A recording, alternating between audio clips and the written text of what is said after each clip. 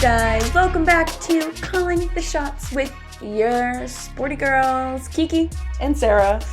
And I'm trying to even think where to start. Actually, let me start with what we're going to talk about today, because otherwise I'll forget. Yeah, we're going to get in a tangent. We're going to get in a tangent, and we're prepared for it, but it's a fun one. Happy back to school if you are in school, or if you are a teacher in school, or do a number of different things. It's that time of year. It is that time of year. Fastest summer of my life. Fastest year of my life, actually. Seriously. I feel like this year has been this time last year, I was still in California. Wow, really? Yeah, I was moving back at the beginning of September. So wow. Crazy. Time flies. Yeah. Time really does fly. But when we're talking about how it's back to school, we're like, well, we don't have to get back to school. No. But back to school is a time of preparation. Yeah. I feel like. Yeah, and figuring out your schedule and your routine, because lots of things change when you go back to school. Lots of things change when you go back to school. And so Sarah and I were talking about that. And we're like, you know what? We should do an episode kind of on how we work through weird types of schedules, how we get through things, different tasks we need to get through, how we prep to get through, honestly, life with a weird schedule. Yeah. And it doesn't even have to be a weird schedule, but if you're just, a lot of kids are getting into college, or just there's a lot going on your plate with classes and working, and it's hard to find a balance. Yeah. And so today we're going to talk about kind of how to manage your time and your schedule, and we're not the best at it, but some things that we do. It's a work in progress. We're talking about kind of the essentials for us. So it's our back to school essentials episode. Yes. And I will say, I don't know, our schedules are really crazy, and we'll talk about that just to give some context. But I do feel like most people do feel like they have a crazy schedule. Oh, yeah. Because there's just always different types of responsibilities, different jobs, work different hours, or maybe you're a mom and you have kids and you're dependent on what hours your kids do things. You're juggling not just your schedule, but the schedule of your husband and your children. Yes. Or even not, even if you literally work from home from 9 to 5, it's okay, well, you still are wanting to go out with friends, and that depends on their schedules, or the gym, or I just feel like there are some things that really kind of help you work through whatever 100% whatever your schedule looks like. Yeah.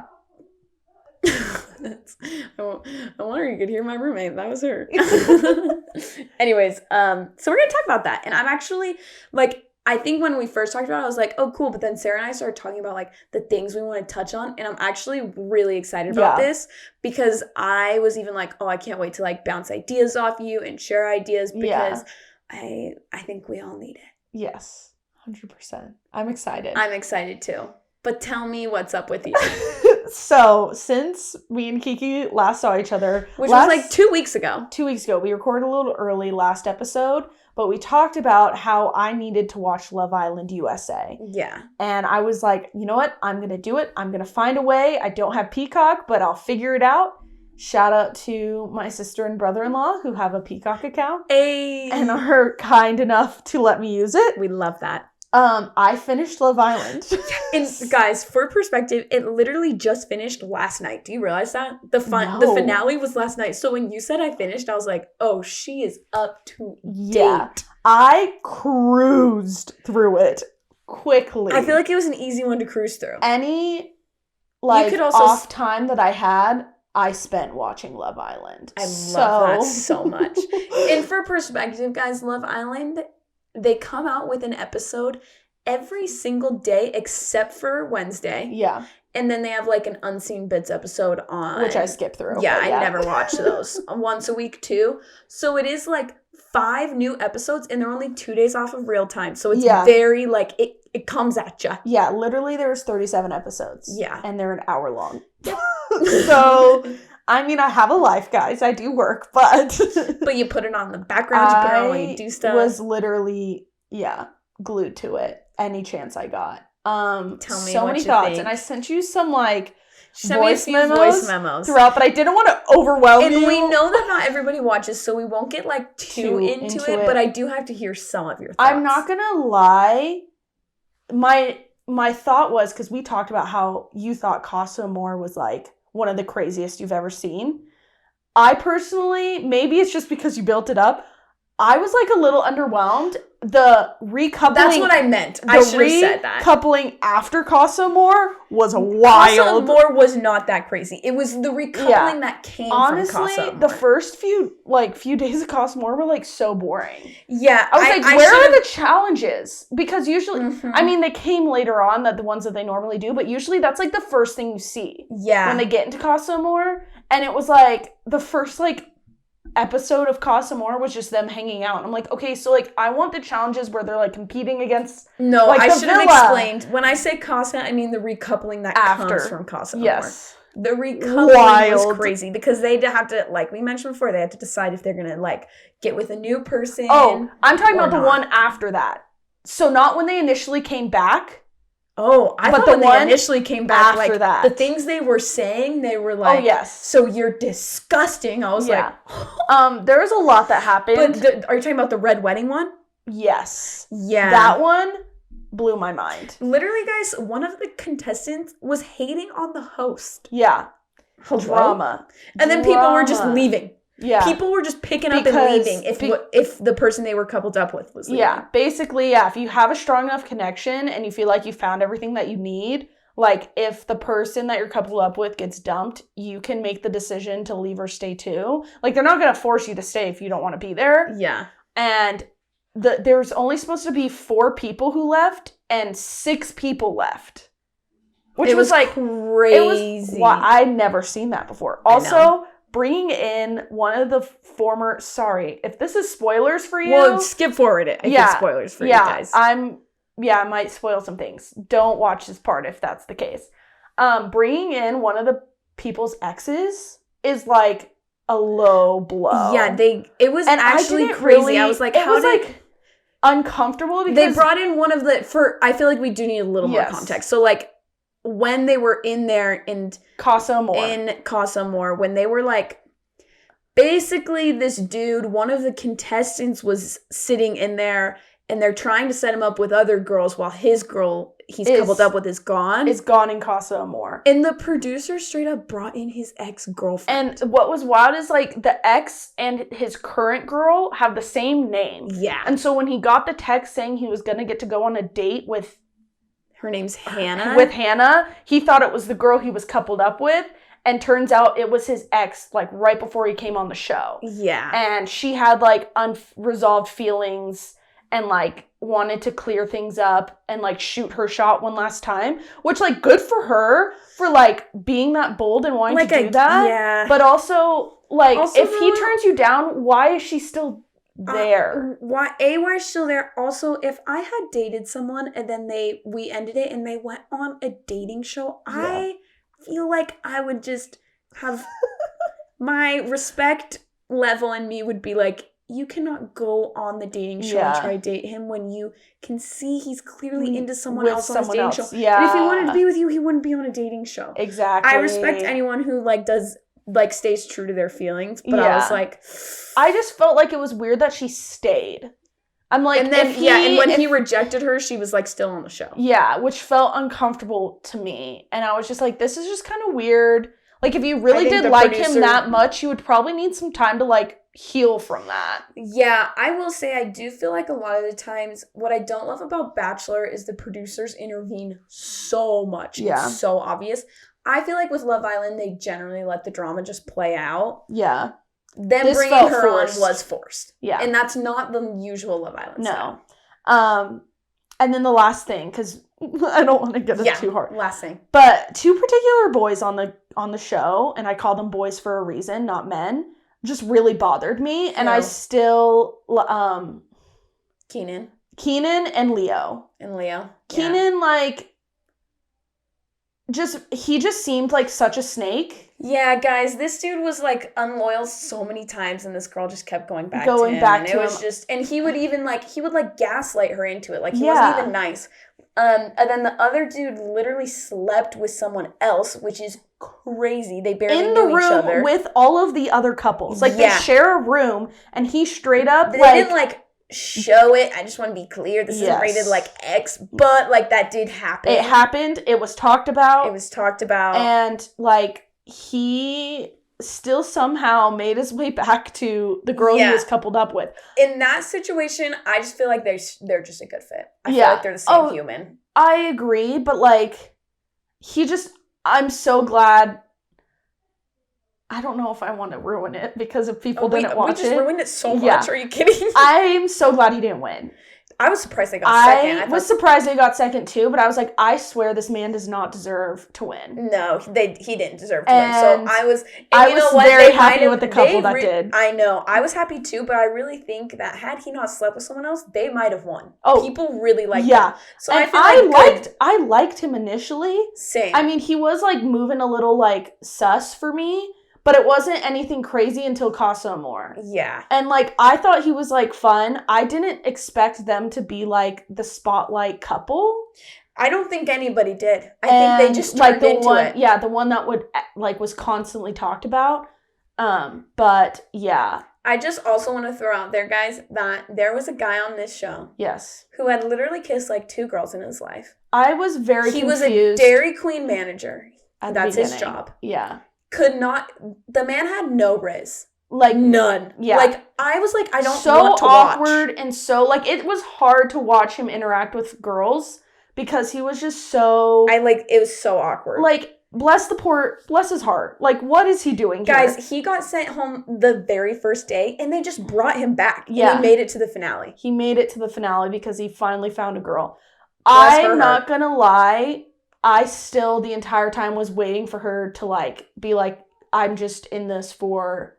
the money. Not even just the money, but the fame. Because, like, yeah, but as a lot of people... I felt like she actually did like him. I did, too. But, like, still in the back of my head, I was like, when is the ball gonna drop? Same. I was waiting for a long time. And I think he was kind of thinking that, too. Yeah. Because he even says it took him so long to, like, really open up and, like, not be afraid. Yeah. But, like... At first, I sent a voice member to Kiki about him, and I was like, what is going on? He just does not fit the very typical person they bring onto the show, but I kind of liked it in the end. Like, his character development was wild. It was actually crazy. Because and I love to see how, like, everyone in the villa kind of backed him, like, realized, okay, this kid has no idea what he's doing, we need to help him out. And we're giving him tips on how to flirt, how to kiss, because he literally had only kissed like 2 or 3 people, and then he kissed like 14, and then anyways. Also, he got better looking throughout because he grew out the scruff. They were helping him. They're like, don't shave your face, like, grow out the scruff, wear this, don't wear that, say this, don't say that.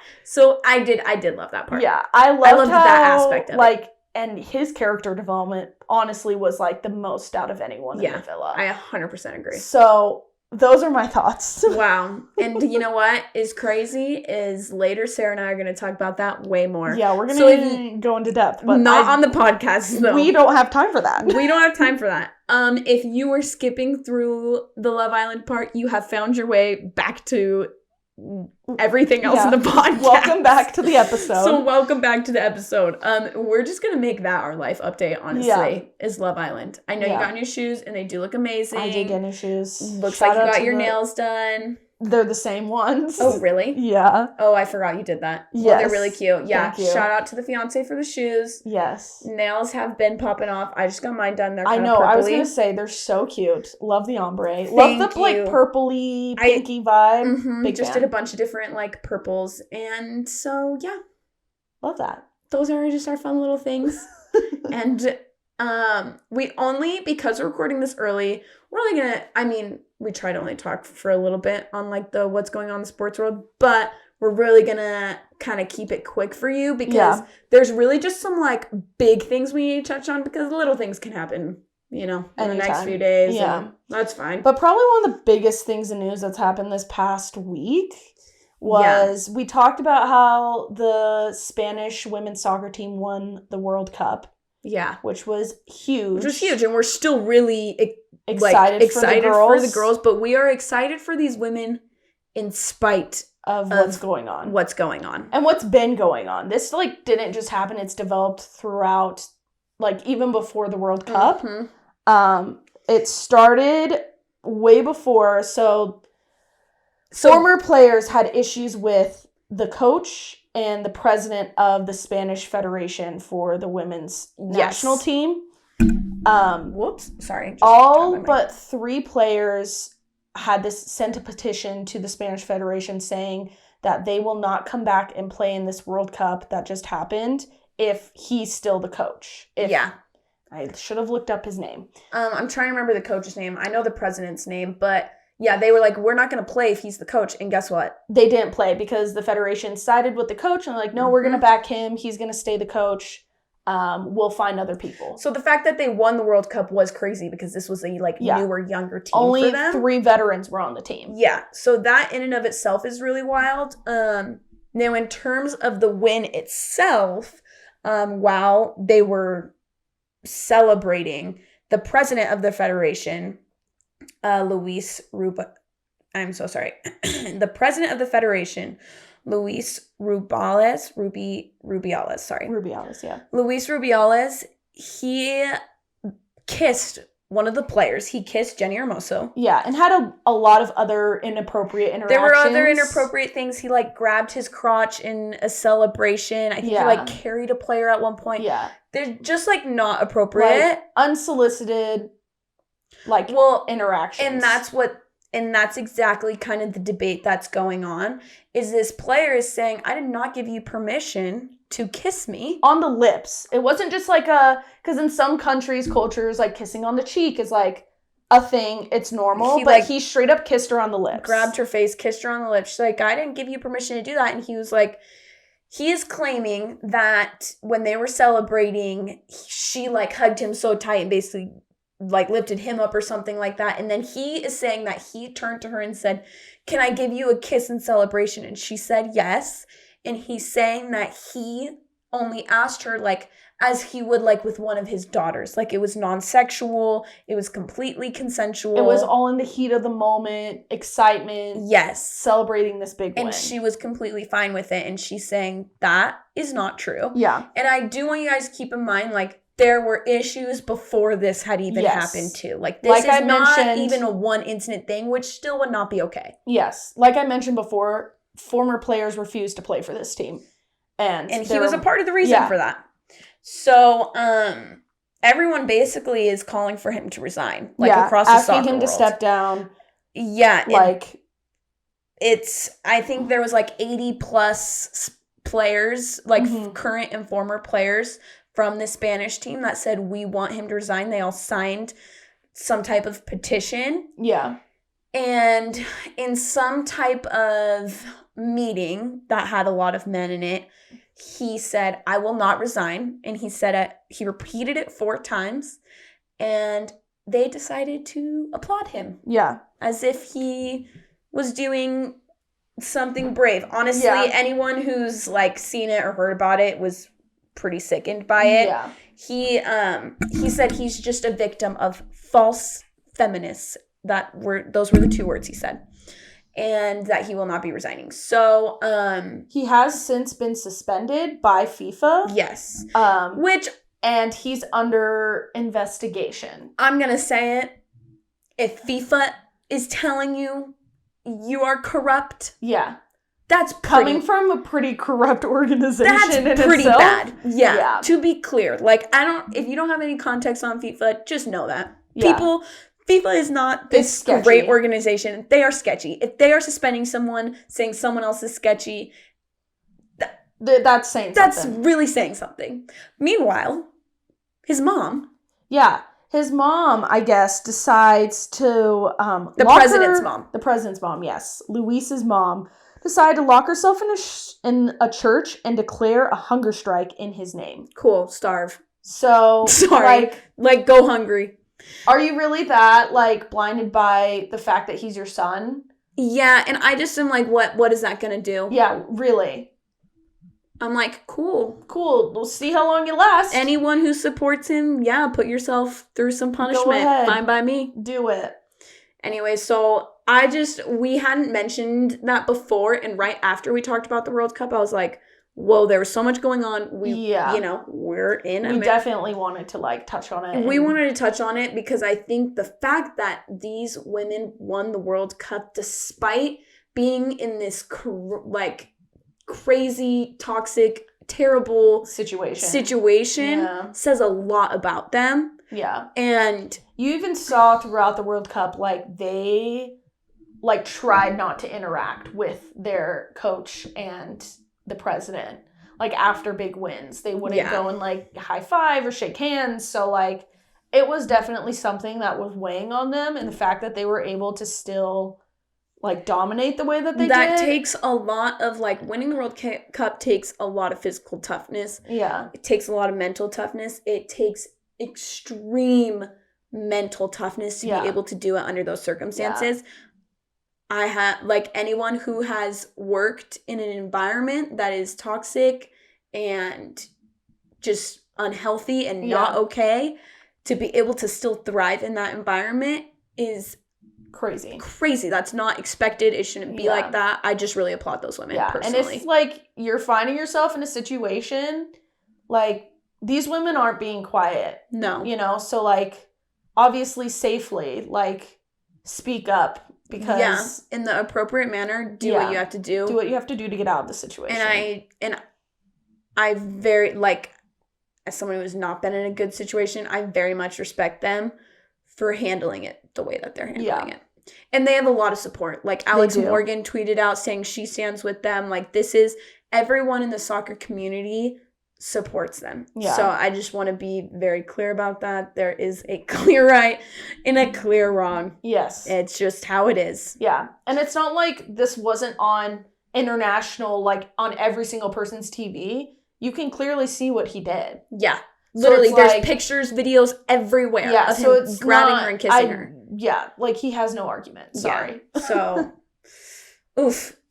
And we're just gonna stick with powerful women. Yes. In another... But on a lighter note. In a different type of sense. We just talked about toughness. One of the toughest women, we talk about her all the time because she's always doing insane things, Simone Biles. Yes. And I told you before, it's been literally years since she won the all-around. Yeah. Since she lost the all-around, sorry. Yeah. Just flipped that. Say, wait, what? You're like, so, that's wrong. That's actually the opposite. She hasn't lost the all-around in years. Every time she competes in the all-around, she wins the all-around, which is basically an accumulation of all her scores on all the events. That's what all-around stands for. So she's the first gymnast, man or woman gymnast, to ever have won 8 all-around titles at the U.S. Gymnastics Championship. That's crazy. So, honestly, all I have to say is shout out to her, and I just want to highlight the fact that she's amazing, and I just need to keep saying it because it's just the best. I just took such a deep breath because if there's anyone who is a GOAT in their respected field, it's her. Literally. There's no argument. Zero debate. And if you have a debate, like, sorry. You're wrong. You're wrong. You're wrong. It's not even an opinion of yours. It's a fact that you're wrong. 100%. So we love her.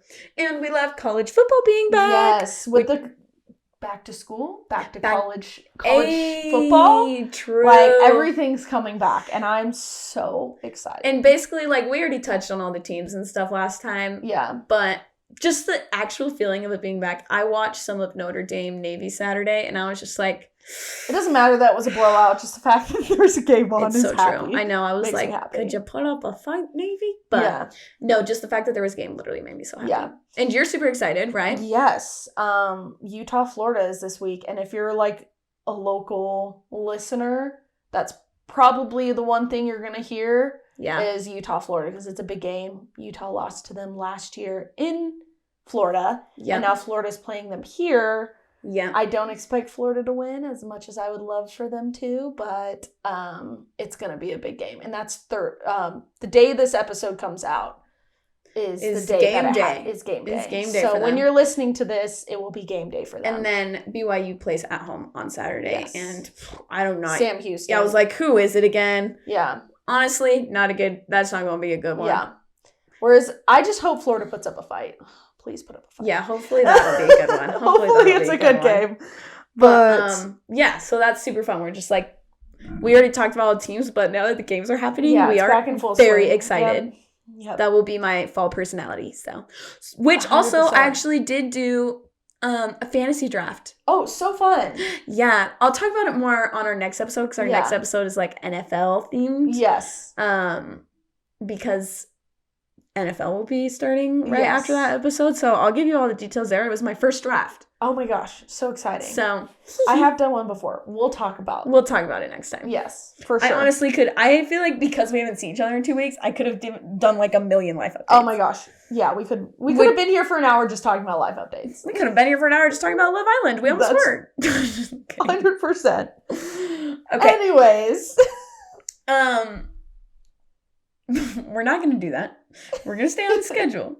And on schedule, we want to tell you about our schedules. So, like, guys, I think working in sports, it is literally the best. And I feel so fortunate. Yes. I feel so fortunate every day. Yes, let's start off with that. We love our jobs. And there's definitely things out there that are, like, so much harder than what we do. For sure. Absolutely. Absolutely.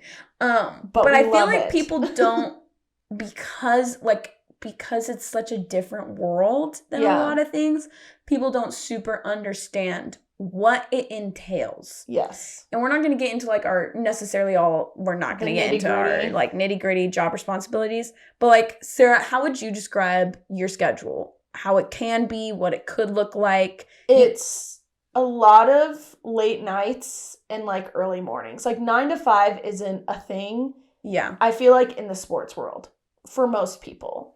100%. Especially working. Maybe if you're an accountant for a team, you can do that. Maybe. Yeah. I don't know. Yeah, I don't know how that works. But where we're at, it's definitely not 9 to 5. It's a lot of late nights. We're in the creative field, like. You kind of go with, I say I never have like an end time. Like people will be like, oh, what time do you get off? And I'm like, well, it should be around this time, but it just depends because we really are at the mercy of the game and how long nobody knows how that's gonna go, how short they go. It really just depends. And so I work 2 part-time jobs. So I split my time and it's like I work 1 in the morning and then 1 at night. And I work most weekends. We'll talk more about it, but learning to balance and like have boundaries is super important. And that's something that I've been working on because I've been working 2 jobs since I basically graduated college. Yeah. And there was different schedules.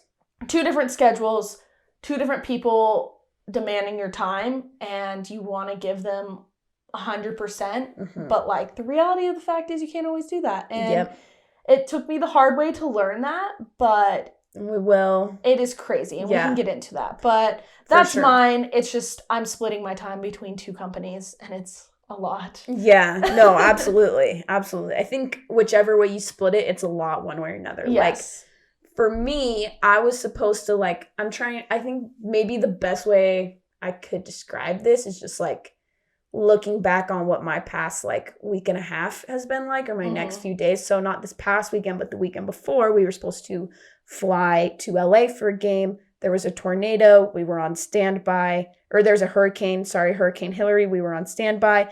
Whether or not we could fly out, they said you can't fly out. So then we didn't. We had to post late at night that we weren't doing that. And then a few days later, I went to, I don't remember what city I went to. Houston. Okay. A few days later, went to Houston. The pilot was sick, had to fly in a new crew. Again, on standby. Land in Houston. I'm in Houston for a day and a half. After the game, land in Houston on like super late Tuesday night, all Wednesday's game day, working all day. We leave the airport at like midnight to land back in Salt Lake. I get home at 4 a.m.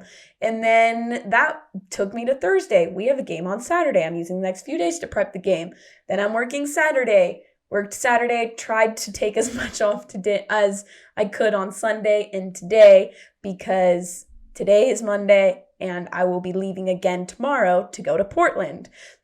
and then we'll come home, and then I'll do the same thing, and we'll have another home game on Saturday. Yeah. So it really just, like, it very much depends, and that's not even getting into the nitty-gritties of, like, what you doing what to I'm prep. actually doing to prep. Yeah. What the, like, how different games are different. Different games take more prep. Sometimes games pop up on the schedule. When you're working a tournament in some way, shape, or form, you don't know when you're going to be working. Yeah. So it just depends. Does your team, if the team continues to win, or if they lose, like, your week could be cut short, or you could be working a whole nother week. Yep. So it really is... It's very much crazy. Up in the air. And that is one thing I don't have in my schedule is traveling, which is wild. It is. The travel part is interesting. I mean, it definitely is nice, like, in the sense that it's a chartered flight. I literally just walk up and onto the plane. I park at the airport for free. I have a free hotel. I get free food from the team. Like, whatever the team eats, we can eat. Get to see cool cities, but it is work.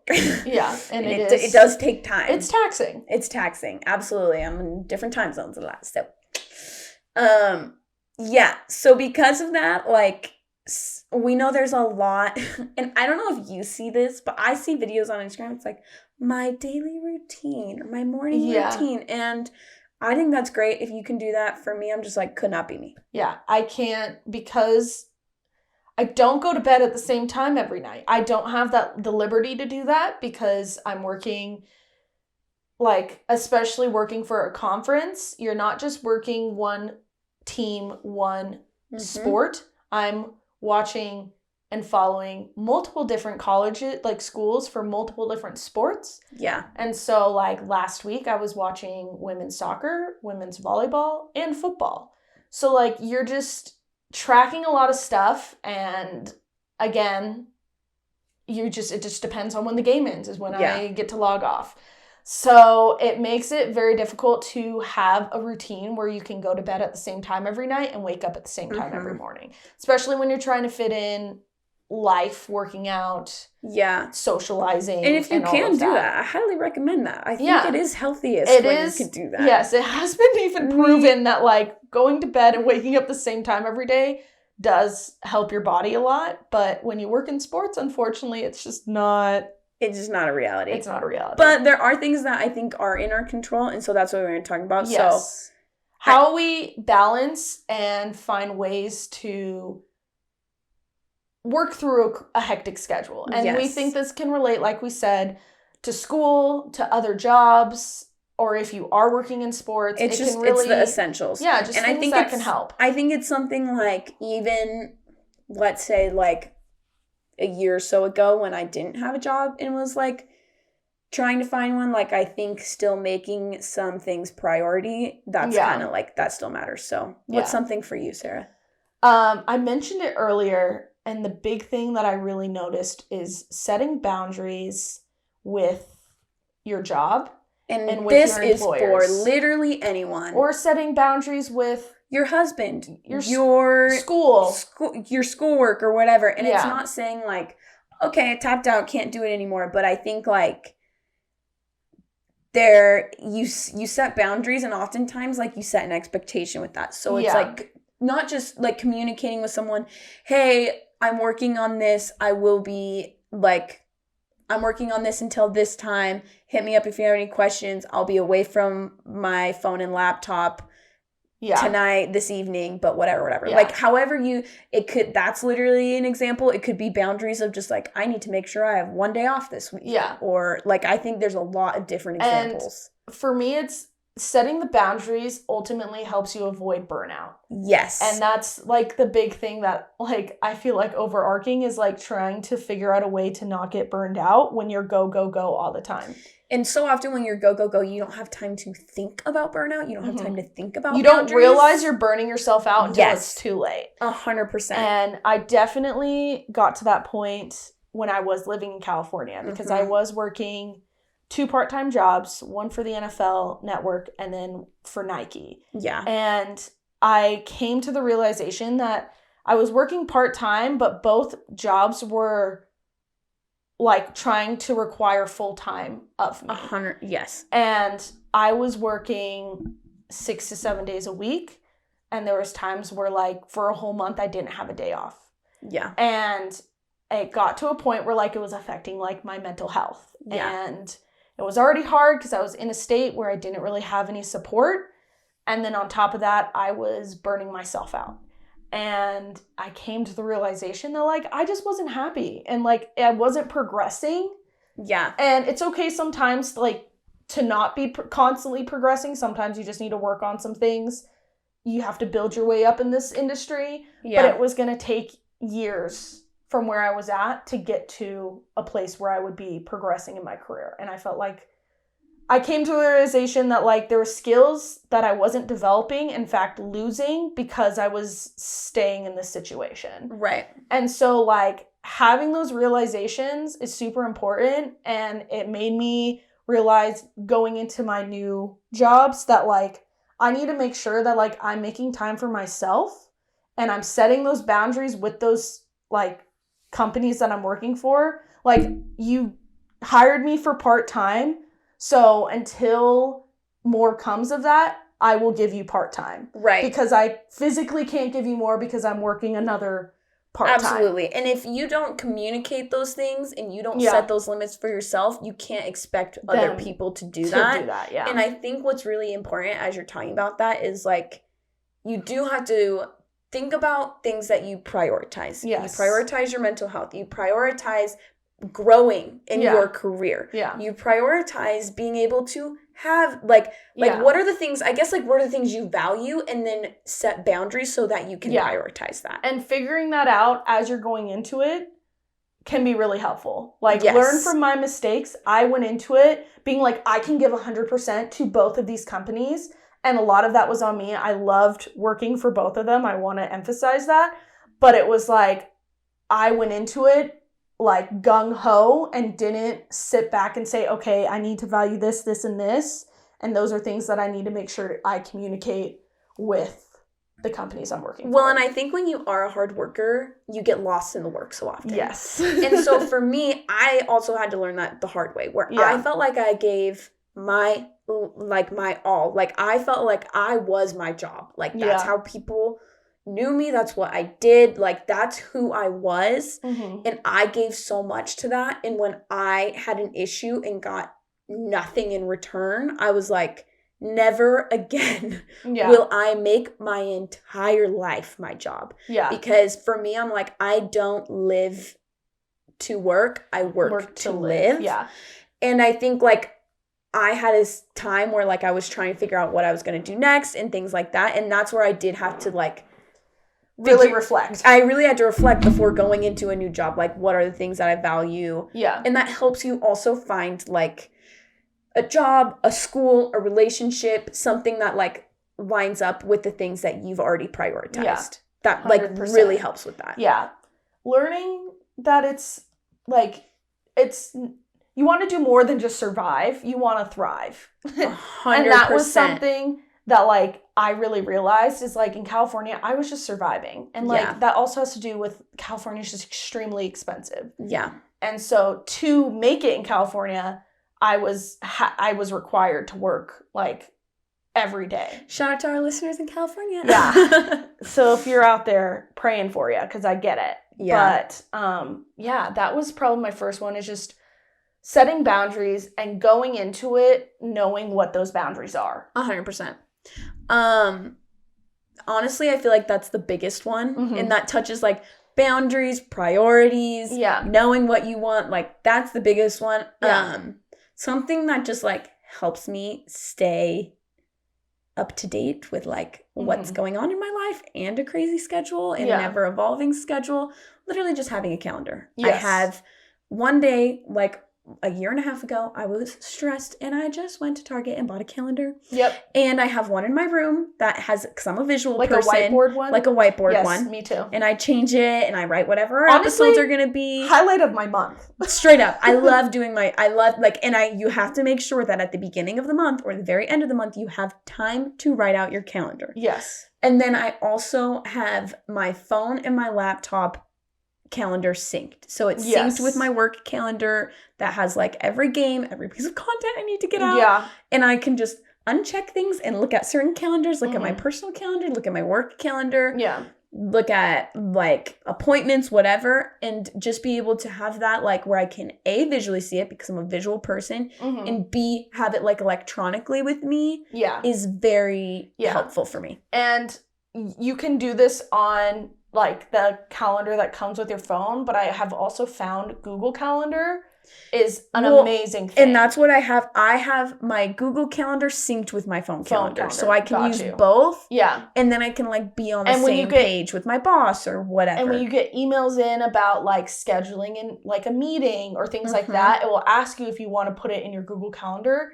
And when you say yes, it's goes like everywhere. Boom. It's on your Google Calendar, it's on your phone. So this can be used for like your schedule for classes, your schedule for work, like literally anything. This doesn't just apply to sports. Like you can highly recommend anything because it is a game changer. Yeah. And you can, what's nice with Google Calendar, you can like invite people and put it on their calendars and whatever. So that's one for me. Yeah.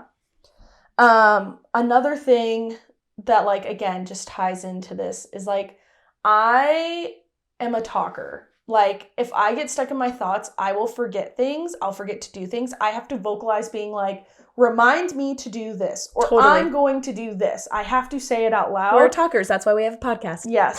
To help me remember to do it. Yeah. And shout out to my mom. She has become the person who I talk things out with. Yes. I love her so much, but I call her multiple times a day, every day. Yeah.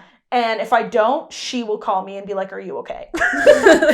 Because I literally just have to talk out my day with her, what like went well, what didn't. And it really just helps me because if I had a bad day, having someone to vent to can be very good. Yeah, and I think it like helps you process your emotions and also sort through what you want to do moving forward. And then you're not like in a bad mood. Yes. Like going into like hang out with friends or with your significant other, like it's good to have someone that you can just talk it out with, so then you get it out of your system almost and you can like move on from it. And for people who might not be talkers, that literally could be like journaling it or texting someone or whatever.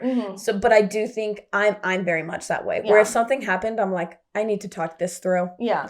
I will literally even be like, I will call and be like, I just need someone else's opinion, or I'll be like, oh yeah, this is what's going on. I'm just trying to figure out how to like what I should do first. You know what I mean? How to prioritize what you need to do. Yeah. So talking it out is something that really helps me, and my mom has been the person. So shout out Molly. Shout out to Molly. No, moms are the best. I do that with my mom all the time, honestly. Yeah. So another thing for me, I feel like I have to make time to just decompress. There's a lot of things that like it that could look a lot of different ways. Yes. That could literally be going on a walk. That could be watching Love Island while I'm cooking. That could be going to the gym. That could be scrolling through TikTok. Whatever it needs to be. Like I just need to make time to do that. Yeah. If I don't do that, I feel like I can't think straight. Yeah. Or a big thing for me is after, like we talked about, we have a lot of late nights where we're working for hours on end. I'm exhausted, like mentally, but physically my body's like still has like an adrenaline. Yes. So recognizing that like you need to decompress before you go to bed, I think is very important, at least for me. And I hope other people can feel that. Like if I just immediately went and laid down, I would be tossing and turning all night and not get a good night's rest. That's actually like such a good point.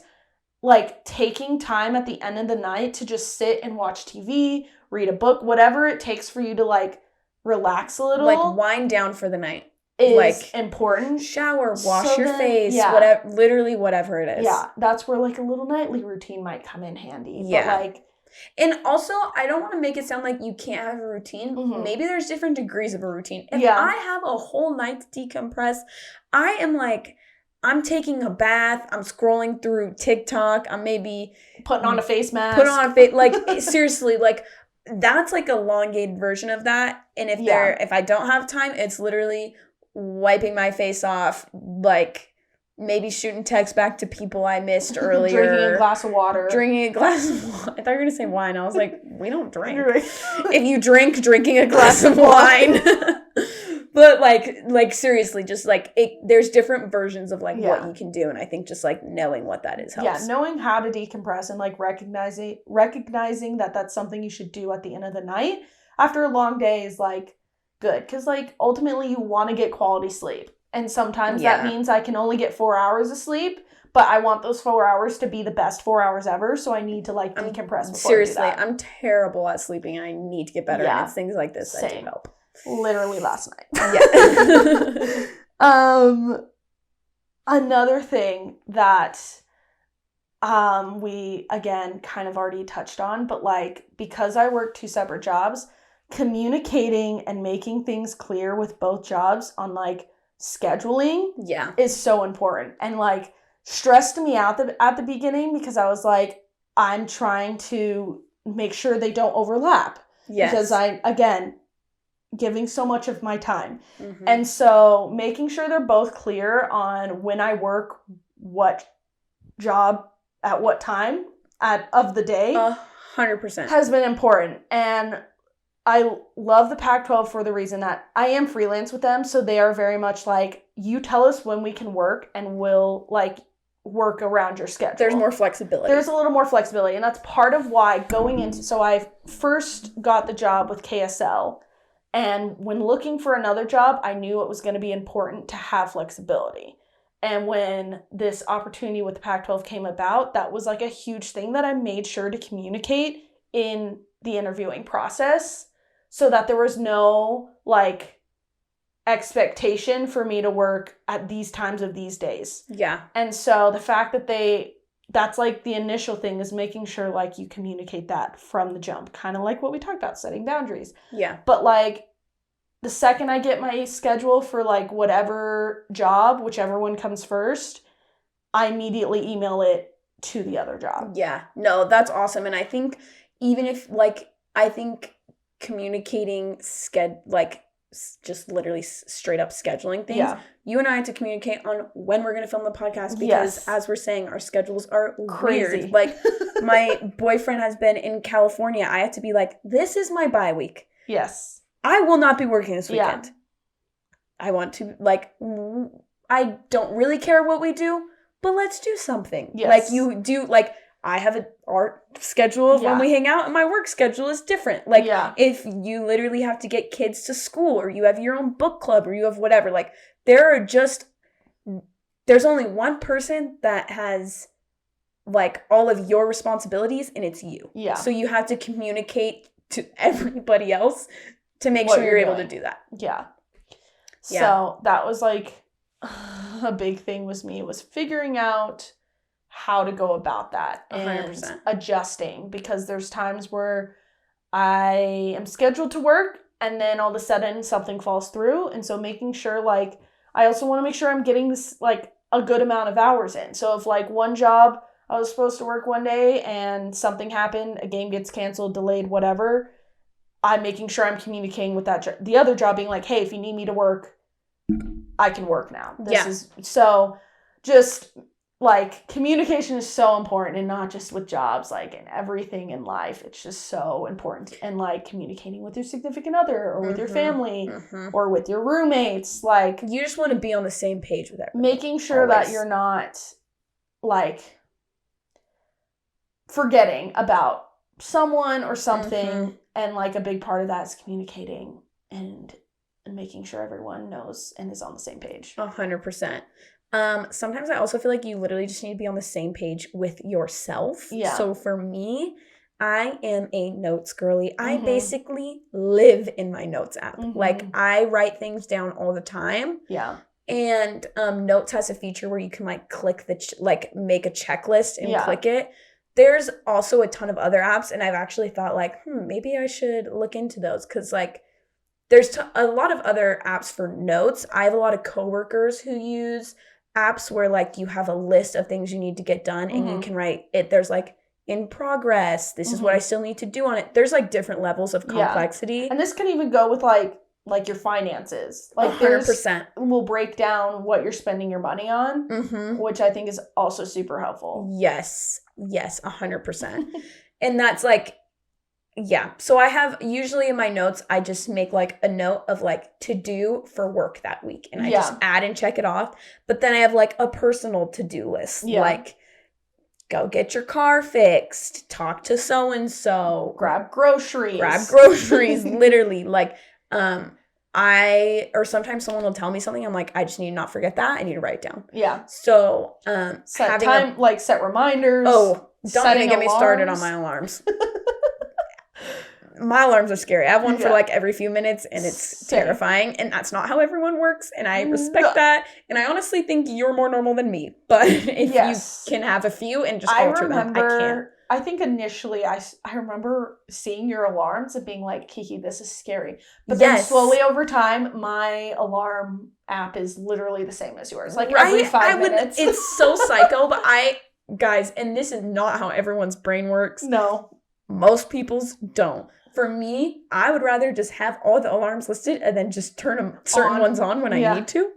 Other people are like, no, I just want to create them because then it looks clean and concise. And I'm like, honestly, that makes more sense. I don't know why I'm the way I am, but I am. We're on the same page with that. It's okay. So yeah. Oh, alarms for reminders. Yeah. 100%.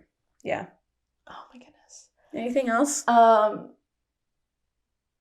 last thing is just avoiding burnout. So something that I learned is not being afraid to go to your employers and communicate the fact that you're feeling burned out. Oh, 100%. And not being afraid to communicate to anyone about anything that you're being like, not burned out. Not like you'd be burned out in this. You could be burned out of a relationship. Like if your social battery is low. Your social battery is low. Yeah. Like literally, yeah, like, hey, I'm a little overwhelmed. I'm feeling pretty drained today. Yeah. I'm not going to be super talkative. Yeah. I'm just chilling. And I've had I hung out with, my friend came over and she was like, I'm so sorry, I'm so quiet. We were just on our phones and watching TV just a few weeks ago. And I was like, I'm in the same mental state. Yeah. So we're good. Sometimes you just want to sit in silence together. And that's okay. Literally expressing where you're at to not avoid burnout in any aspect. And I think for me, it took me a while to be like, I'm afraid to tell them that I can't work because I don't want them to think less of me or not schedule me as much. Not that these things would happen, but in my brain, I'm like, they won't schedule me as much, or if there is a promotion that's going to happen, will I get considered if 100%. I tell them, but your quality of work and emotionally, this isn't just with work, like we said, but can decrease if you just let yourself get to that point. Yeah. And so there was a point last season where I realized I was working so much because the Pac-12 didn't realize, I work Monday through Friday for KSL in the mornings. And they were scheduling my days off. They try to give me 2 days off a week, but they're scheduling my days off during the week. So really I never got a full day off because I still had to work KSL on the days that I had days off for Pac-12. And so I finally went to them. I was like, hey, if there's any way that I can at least get one weekend day off, either Saturday or Sunday off. I know it's hard because that's when most sports happen. But if it's possible to just give me one of those days off, that would be great. Preferably Sunday because usually KSL doesn't schedule me on Sundays. So that would be great. And they were super understanding, which is part of why I love that job. But just being able to communicate that and not getting in your head so much about it. Well, 100% because I felt that way too. I can't say anything I'm hesitant to. I don't want to seem like I'm unwilling to or I'm not capable of it. Yeah. And the truth of the matter is, in terms of work, anywhere, honestly, in terms of any type of relationship or anything you have, in my mind, any place worth being at, any relationship worth being in, friendship, family, whatever, you need to be able to communicate that and they will be able to understand. Or it's not worth being a part of whatever. Exactly. It's not. Yeah. Because literally it's we were saying, at what cost? Yeah. And they want you working at the highest level. They want you to produce good products and not mess up. And if that means giving you a day off a week, hopefully they can recognize, okay, her qualities of work is going to go down if we keep pushing her this far. So giving her a day off or a weekend off, can help so that overall she helps us in the long run. Yeah. Because ultimately, like, they want you to be a good employee. 100%. And you're not going to do that if you're burning yourself out. 100%. No, I think that's so true. And at the end of the day, all these things I think are so crucial. We are speaking from our own personal experience, and probably in a few years we'll have even more notes. Yeah. But like it is like humbling and proud to see like where we've come from to like be able to get to that point, and we're still working on it, and I think everyone's still working on it, but I do hope that these things gave you guys some ideas, or at least something you could like relate to. Yeah, know that you're not alone. Like, everyone has we're a all lot out here going grinding on in one way or another. Yeah, so yeah, that was wow. That felt good. I felt good. It's genuinely good to talk through, because I'm like, wait, that's so true, and it's good to just be validated. Yes, and know that we're all out here trying to do the same thing. Yeah, we're trying to work hard, make money. Yeah. Be happy. Be happy. And we'll finish with our women's segment. Yes. So if you didn't know, which I didn't really know until I saw all of this news come out, but the World Athletics Championships is going on, which happens. Is it wrapped up? It was just this past like weekend, a little longer than that. It happened, yes. And a bunch of track and field events occurred. And there was a new, sorry if I butcher her name. Okay, I would like to just say for the record, sometimes, like, literally when I was pronouncing that Spanish president's name, I said it to you so normal before I start recording. And then I go to look at it and I'm like, I like blank, and I don't get nervous on the podcast. The one thing I get nervous about is names. Yeah. Literally, I'm not trying to sound like an idiot, guys. How many times did I repeat this name to you? 1 million. A million. Okay. But you know what? Take your time. Okay. Laulauga Tausaga. Tausaga. Laulauga Tausaga. That's how you said it earlier, I believe. Is the first U.S. woman to ever win a world discus title at the World Athletics Championships. So she took home gold after throwing 4 meters, which I don't even know how far that is. I was literally just thinking. But I saw the video, and it's crazy. If you don't know, discus is the event where they, like, have a flat metal disc that they hold, and they basically build up momentum by, like, spinning, and then they chuck it to see how far they can throw it. And it's crazy, and she's the first U.S. woman to ever win gold in that event. That's epic. Also, 4 meters is 13.1234 feet, if you were curious. And it's like a heavy disc. This isn't just like... Yeah. Oh, just so you know. That's heavy.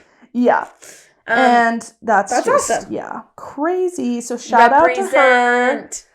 I love hearing people just like reach new milestones, and especially when it's like in women's sports. Yeah. It's extra fun for me. And personally. we love Team USA. We're always rooting for Team USA. And they brought home... They topped the medals. They topped the medal count. They had 33 total medals, which is more than any other country. So go USA. What's up to the Stars and Stripes? Shout out to all those other athletes too. Honestly, though, seriously, shout out to everyone, because you're performing at the highest level at that point. So crazy. And shout out to you guys for listening, as always. Honestly, I come here to say this. Also, shout out to our YouTube audience, because we get more YouTube viewers and listeners than I think we do. They like the visual of it. I don't know. Sometimes I'm just like, oh, nobody watches on YouTube. And then I'm like, people do. You go and you look, I'm like, people do.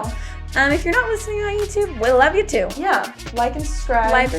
Subscribe. Let us know your thoughts. Yeah. If you have something that helps you decompress, comment it or DM us. As always. Follow us on Instagram at Calling the Shots Pod. Yep. But that's all we've got from Calling the Shots. And we'll see you next time. See ya. Bye.